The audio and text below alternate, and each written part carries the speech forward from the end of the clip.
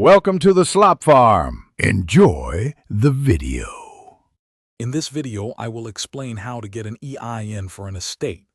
An employer identification number, or EIN, is a crucial 9-digit tax identification number issued by the IRS.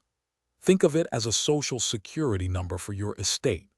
It's essential for managing the estate's financial matters, like opening a dedicated bank account, handling investments, and fulfilling all necessary tax obligations. Understanding its purpose is the first step in a smooth estate administration process.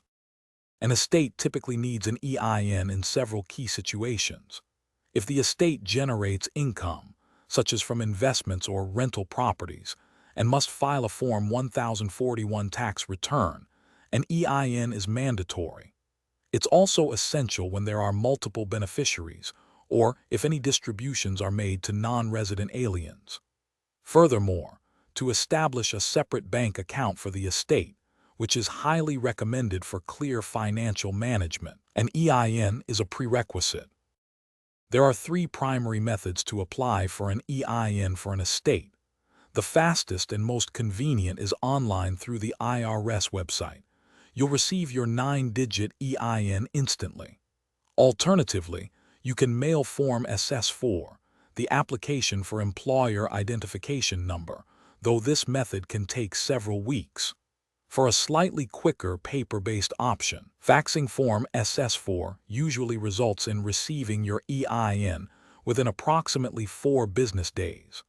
Choose the method that best suits your timeline.